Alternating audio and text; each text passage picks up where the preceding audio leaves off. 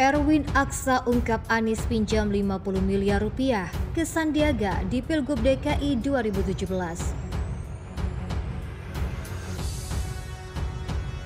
Wakil Ketua Umum Partai Golkar Erwin Aksa mengungkap adanya utang yang dilakukan Anies Baswedan kepada Sandiaga Salahuddin Uno saat Pilkada DKI 2017 yang lalu. Menurutnya, utang piutang tersebut dituangkan dalam sebuah perjanjian.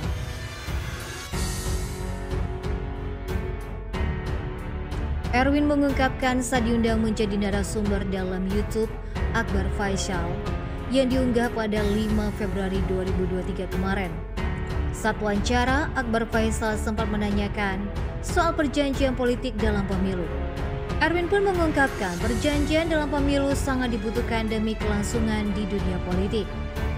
Saat itu dia menerangkan saat Pilkada DKI 2017, pasangan calon Gubernur DKI Jakarta dan Wakil Gubernur DKI Anies Baswedan dan Sandiaga Uno tak hanya ada perjanjian politik namun juga perjanjian hutang piutang.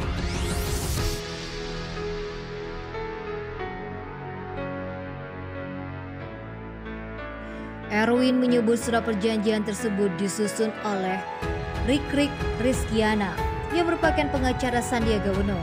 Dia menegaskan perjanjian tersebut mencatat Sandiaga Uno meminjamkan uang kepada Anies Baswedan. Menurutnya nilai hutang piutang antara Anies dan Sandi mencapai 50 miliar rupiah. Saat itu, kondisi keuangan masih sulit pada putaran pertama Pilkada DKI 2017. Kemudian, Akbar Faisal selaku moderator bertanya, apakah Anies sudah melunasi utang tersebut? Erwin mengaku tidak tahu pasti. Namun Erwin berpandangan uang tersebut belum diganti oleh Anies. Liputan6.com juga sudah meminta izin kepada Erwin Aksa untuk mengutip pernyataannya tersebut. Tim Capres Anies Baswedan, Sudirman Said mengakui ada perjanjian antara Prabowo Subianto, Anies Baswedan dan Sandiaga Uno saat Pilgub DKI 2017 silam. Perjanjian itu menyangkut utang piutang dan bahan serta beban logistik Pilgub DKI. Namun Sudirman mengatakan utang tersebut bisa dianggap lunas apabila pasangan Anies Sandiaga menang Pilgub DKI, sehingga dia menilai perjanjian tersebut sudah tidak berlaku lagi. Perjanjiannya dikatakan bahwa kalau pilkadanya menang, utang piutangnya selesai. Sudirman juga mengaku tidak pernah mendengar perjanjian Prabowo dan Anies menyangkut Pilpres. Dia tahu betul karena ikut berdiskusi dengan Anies dan Sandiaga. Mengenai perjanjian Pilpres saya tidak pernah mendengar itu.